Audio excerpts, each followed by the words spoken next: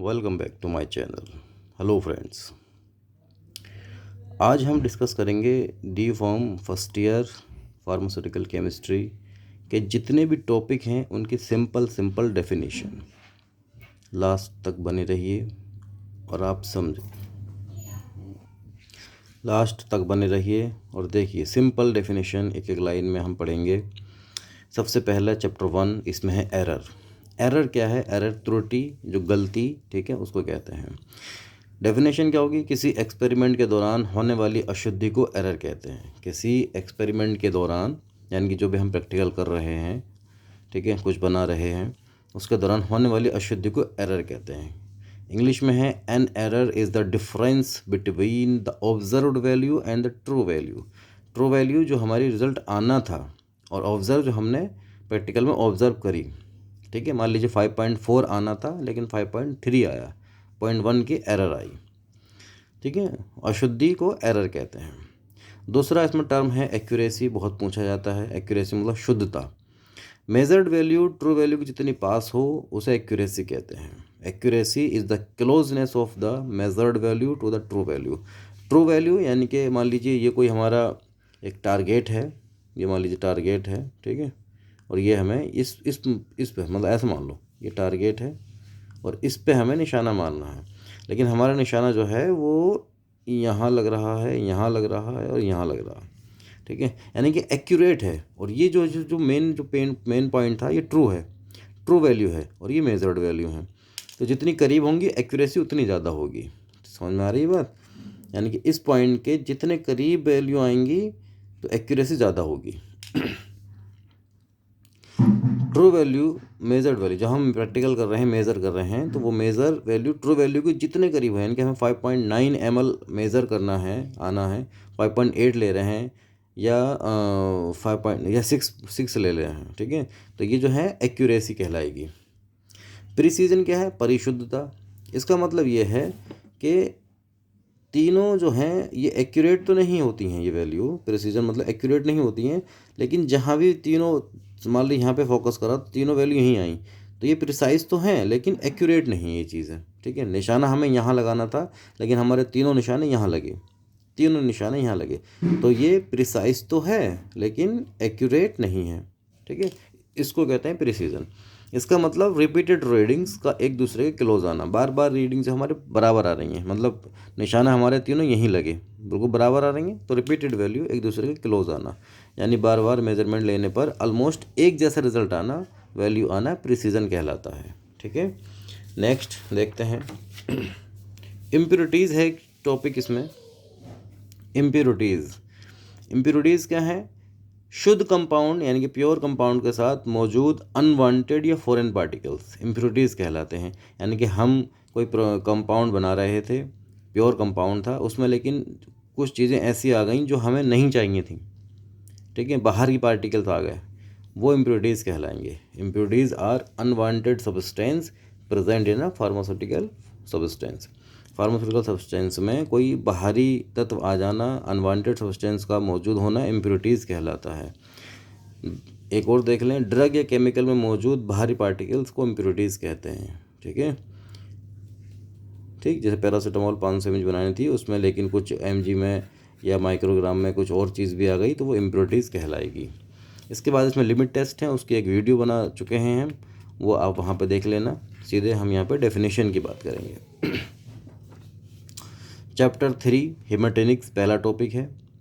हेमाटेनिक्स वह दवाएं होती हैं जो ब्लड में हीमोग्लोबिन की मात्रा बढ़ाती हैं, हेमाटेनिक ड्रग्स कहलाती हैं।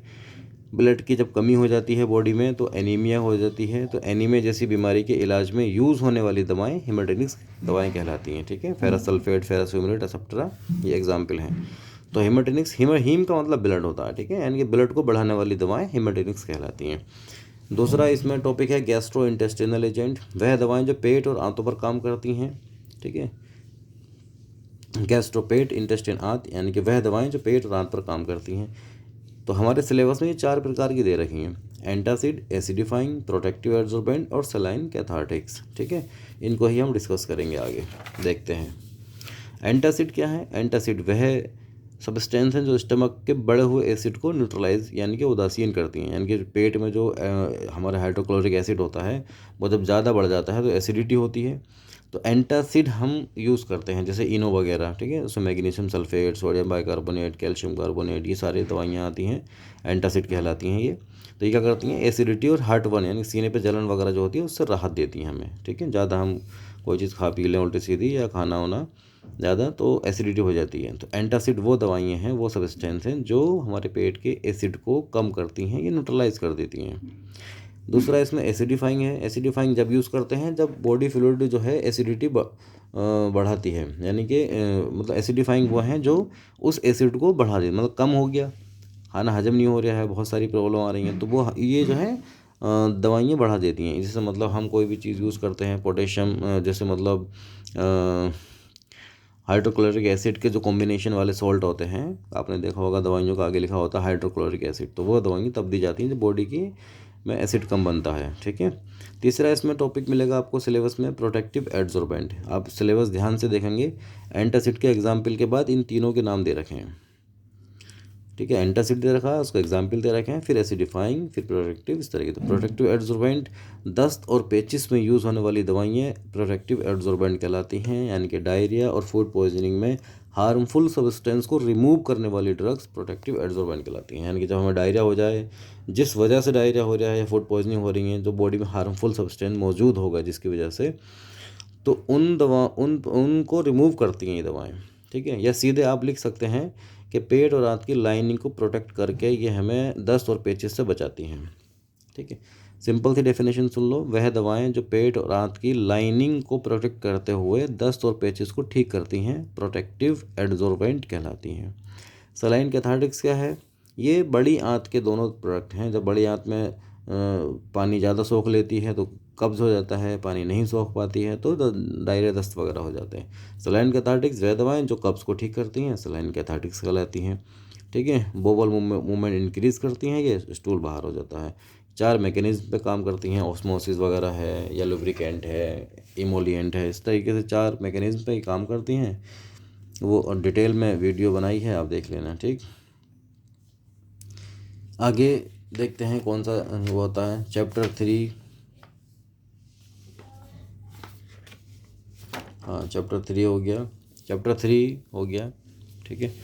फिर चैप्टर 4 आता है हमारा, चैप्टर 4 आता है हेट्रोसाइक्लिक कंपाउंड। साइक्लिक कंपाउंड कौन से होते हैं, साइक्लिक कंपाउंड ये होते हैं, ठीक है, यानी कि ये साइक्लिक कंपाउंड है, सब जगह carbon carbon carbon carbon carbon है, ये साइक्लिक कंपाउंड है, ठीक है। इसमें सेम कार्बन है तो साइक्लिक कंपाउंड है, सब जगह सेम एटम है। देखो ये सब जगह सेम एटम है, ठीक है। अगर इसी एटम को हम दूसरे एटम से रिप्लेस कर दें, हेट्रो एटम, दूसरे एटम कहलाते हैं हेट्रो एटम कहलाते हैं, जैसे नाइट्रोजन, ऑक्सीजन, फॉस्फोरस, सल्फर, ठीक है, ये दूसरे एटम कहलाते हैं, ये होते हैं हेट्रो एटम, ठीक है। तो ये हेट्रो एटम किसी साइक्लिक कंपाउंड में जब लगते हैं तो वो कंपाउंड कहलाता है हेट्रोसाइक्लिक कंपाउंड। यानी कि यहाँ पे कार्बन था, कार्बन घटाया, नाइट्रोजन लगा दिया, ठीक है। यहाँ पे कार्बन घटाया, ऑक्सीजन लगा दिया। ये 4 मेंबर रिंग है, इस पे यहाँ पे फॉस्फोरस लगा दिया, सल्फर लगा दिया, यानी कि हेट्रो एटम लगा दिए। डेफिनेशन देख लेते हैं, वह साइक्लिक कंपाउंड जिसमें कार्बन एटम को हटाकर कोई दूसरा हेट्रो एटम लगा देते हैं, तो ऐसे साइक्लिक कंपाउंड को हेट्रोसाइक्लिक कंपाउंड कहते हैं, ठीक है। हेट्रो का मतलब होता है डिफरेंट, दूसरे, यानी कार्बन को हटा के दूसरे। तो साइक्लिक कंपाउंड की बात चल रही है, तो साइक्लिक कंपाउंड में ही कार्बन को हटाएंगे और दूसरा एटम लगाएंगे तो वो कंपाउंड बन जाएगा हमारा हेट्रोसाइक्लिक कंपाउंड, जैसे कि ये वाला देख रहे हैं आप। चैप्टर 5 देख लें, drug active on CNS। CNS का मतलब आप सीधे सीधे समझें दिमाग, ब्रेन, ठीक है, यानी कि ऐसी दवाएं जो दिमाग पर काम करती हैं। सिलेबस में ये 5 प्रकार की बताई गई हैं, वो देख लेते हैं एक बार। पहला इसमें बताया है एनेस्थेटिक ड्रग्स, इसकी डेफिनेशन देख लेते हैं आप। एनेस्थेटिक ड्रग वह दवाएं जो बॉडी के किसी पार्ट या पूरी बॉडी, ठीक है, बॉडी के किसी पार्ट या पूरी बॉडी की सेंसेशन को टेम्परेरी टाइम के लिए ख़त्म कर देती हैं ताकि ऑपरेशन या पेनफुल प्रोसीजर बिना दर्द के किया जा सके, एनेस्थेटिक ड्रग्स कहलाती हैं। यानी कि ये दवाएं जो होती हैं ये एक बॉडी का कोई छोटा हिस्सा या पूरी बॉडी को सुन्न कर देती हैं, ठीक है, जिससे कि ऑपरेशन हो सके या छोटा मोटा टाँका लगा सके कोई डॉक्टर, ठीक। तो ये 2 टाइप की होती हैं, किसी एक पर्टिकुलर जगह पे मतलब आपका बाइक गिर गई, हाथ उंगली में कोई फ्रैक्चर हो गया, तो लोकल एनेस्थेटिक देगा।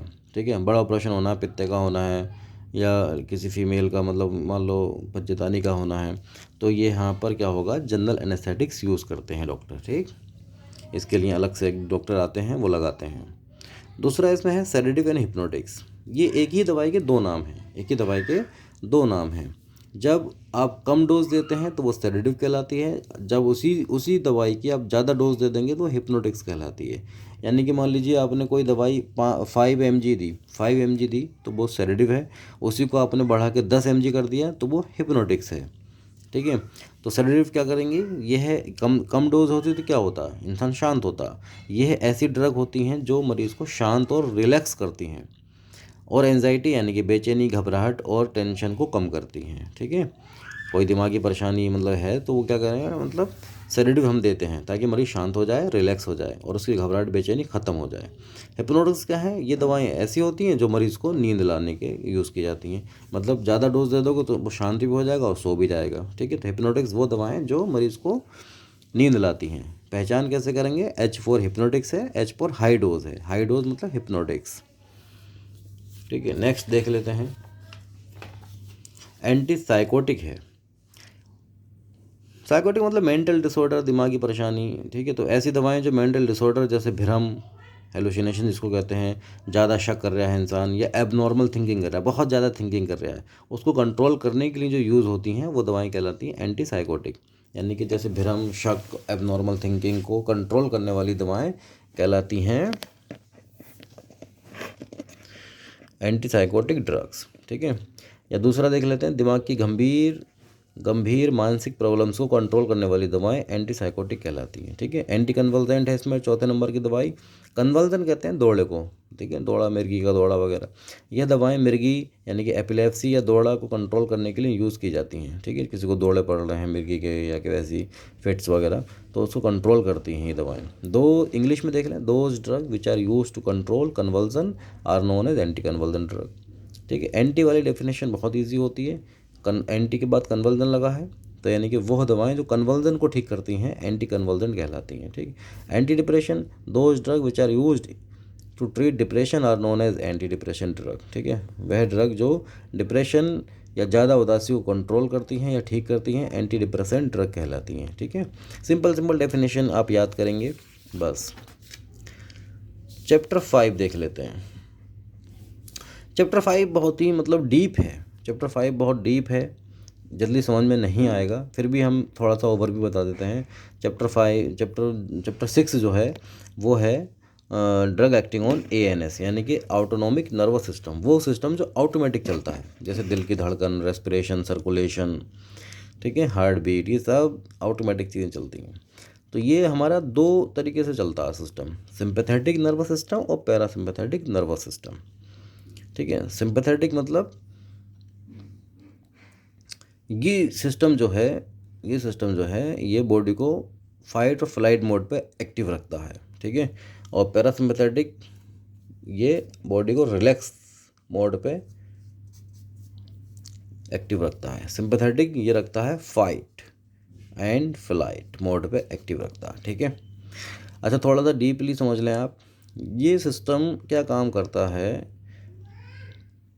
कि जैसे मान लीजिए एग्जाम्पल अक्सर टीचर देते हैं कि भाई कुत्ता पीछे पड़ जाता है तो भागना पड़ता है या लड़ना पड़ता है, तो ये सिस्टम उस चीज़ को एक्टिवेट करता है कि या तो भागो या लड़ो, फाइट एंड फ्लाइट। ठीक है, मान लीजिए सिस्टम आपका ख़राब हो जाए, ये सिस्टम काम नहीं कर रहा, तो फिर दवाइयाँ बनाई गई।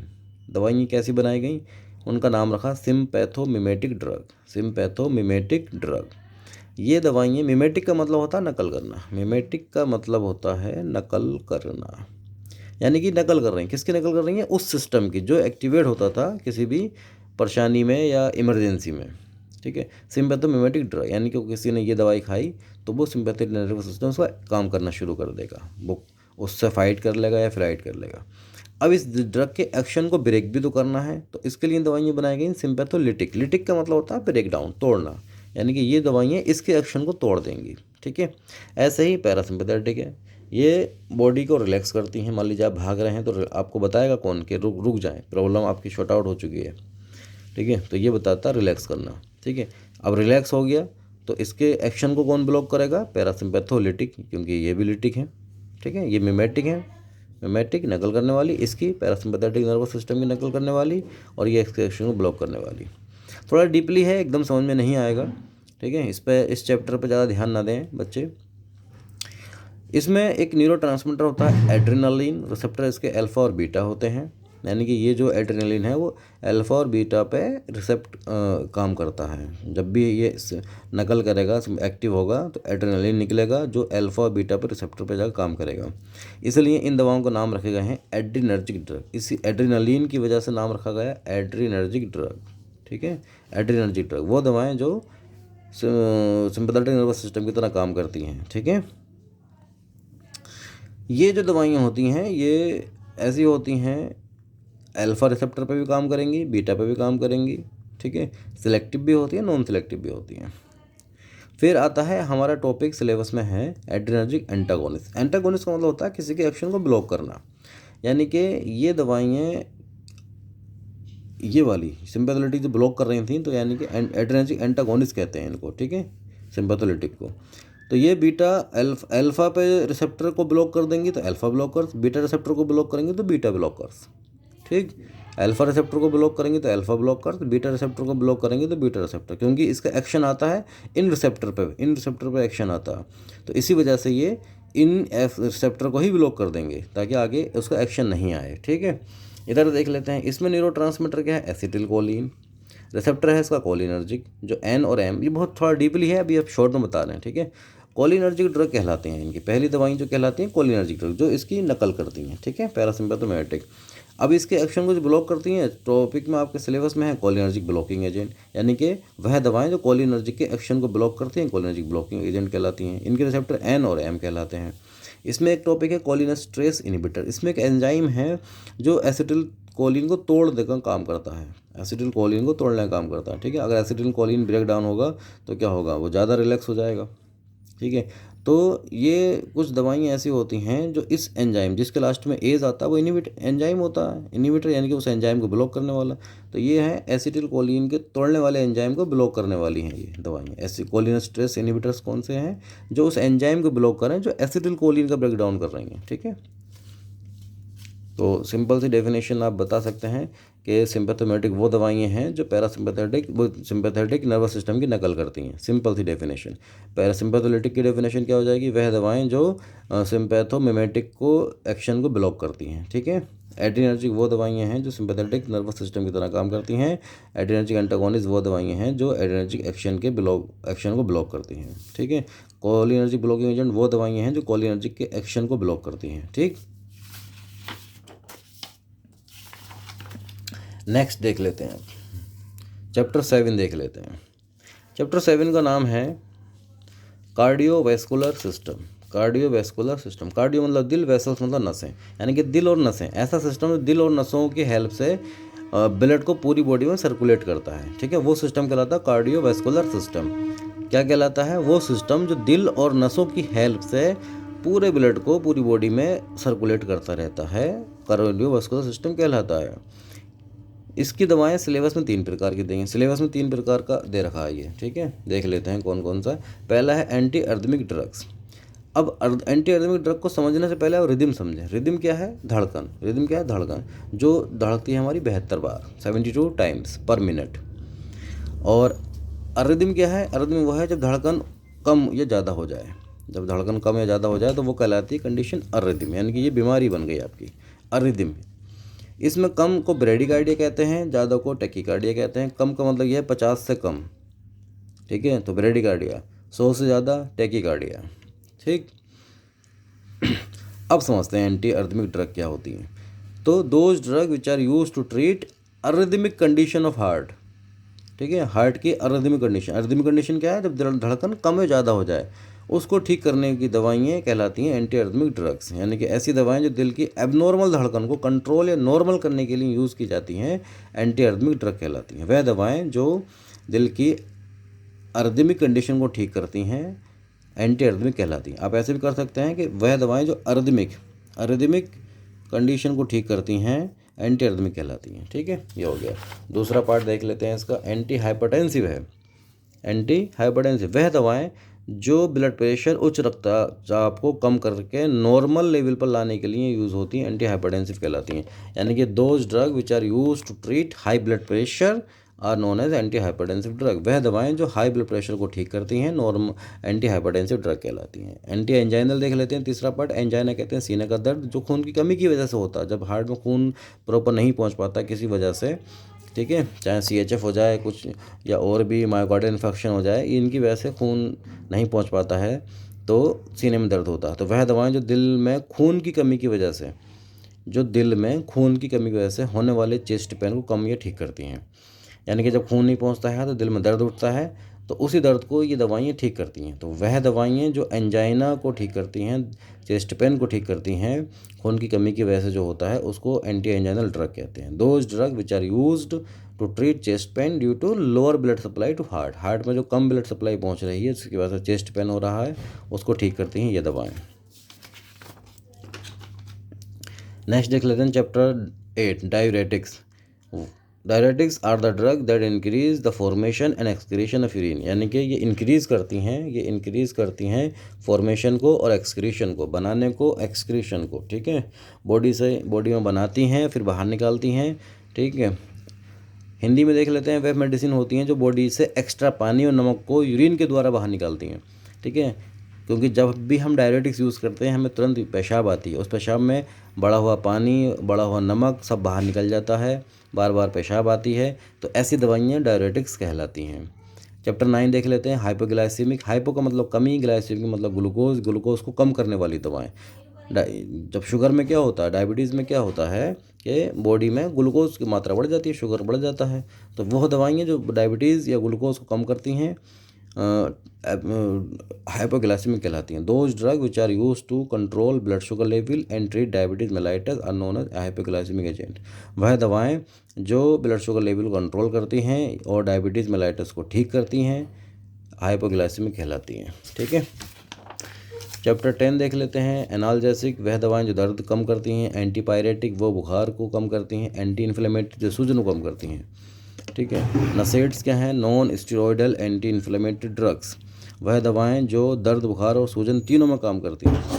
ठीक है, non steroidal anti inflammatory drugs. वह दवाएं जो दर्द, बुखार, सूजन तीनों को कम करती हैं, तीनों में काम करती हैं, नसेड्स कहलाती हैं। ठीक है, और देख लेते हैं आगे चैप्टर 11 देख लेते हैं। इसमें कई सारे टॉपिक हैं। एंटी फंगल है। वह दवाएं जो फंगल इन्फेक्शन को रोकने या ख़त्म करने में यूज़ की जाती हैं एंटी फंगल कहलाती हैं। Those drug which are used in the treatment of fungal infection are known as anti fungal drugs. Anti tubercular कहते हैं टीबी को। वह दवाएं जो टीबी के इलाज में यूज़ की जाती हैं एंटी ट्यूबरकुलर कहलाती हैं। Those drug which are used in the treatment of TB are known as anti tubercular drug. Antiviral drug, वह दवाएं जो वायरल इन्फेक्शन को रोकने या ख़त्म करने में यूज़ होती हैं। यानी कि जिस वजह से वायरल जिस वजह से हुआ उसको रोकेंगी या उसको ख़त्म कर देंगी, तो ऐसी दवाएं कहलाती हैं एंटीवायरल ड्रग। Anti malarial. वह दवाएं जो मलेरिया के इलाज में यूज़ होती हैं एंटी मलेरियल ड्रग कहलाती हैं। सिंपल डेफिनेशन आपको लिखनी है, वर्ड जो टॉपिक हैं उसके आपको मीनिंग समझने हैं कि एंटी मलेरिया यानी कि वो दवाएं जो मलेरिया के इस्तेमाल में यूज़ होती हैं एंटी मलेरिया कहलाती हैं। सल्फोनामाइड्स, ये एक तरीके की एंटीबायोटिक्स होती हैं जो बैक्टीरिया की ग्रोथ को रोकने के लिए यूज़ की जाती हैं। ठीक है, हमें असल में बैक्टीरियल इन्फेक्शन होता है, बैक्टीरिया की ग्रोथ को रोकते हैं या बैक्टीरिया को मारते हैं। तो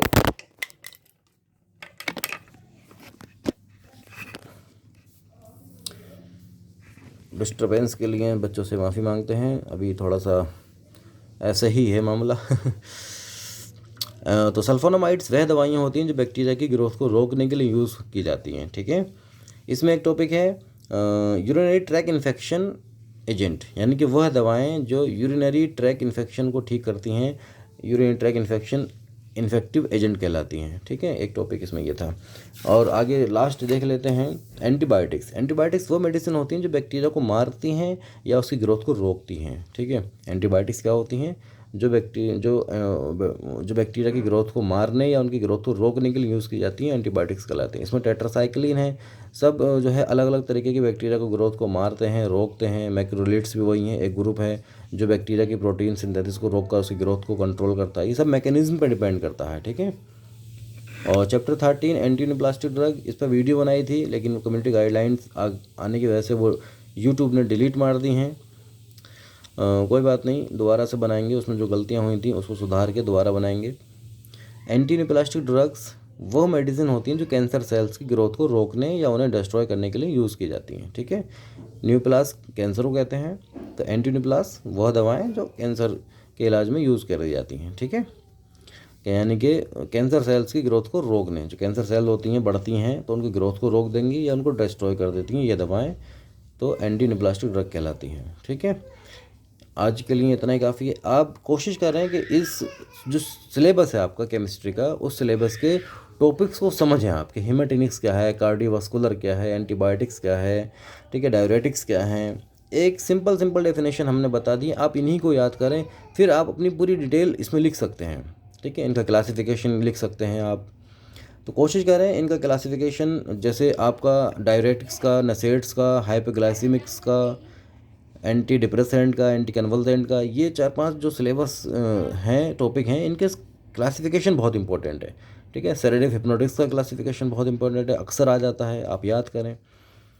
और इसमें जो कुछ दवाएं हैं जो स्टार कंपाउंड हैं, जैसे चैप्टर 3 में डेप्सोन है, ठीक है, सल्फोनामाइड में आपका वही चैप्टर 3 में सिस्प्लेटिन है, डेप और सल्फोनामाइड्स का डेप्सोन है, ठीक है, अमिट्रिप्टिलीन है, डाइजिपाम है, पैरासीटामोल है, एस्पिरिन है, ठीक है, आइसोनियाजिड है, टीपी का कंपाउंड। ये सब बहुत अच्छे स्ट्रक्चर हैं, आप इनको याद करें, सिंपल हैं, ठीक है।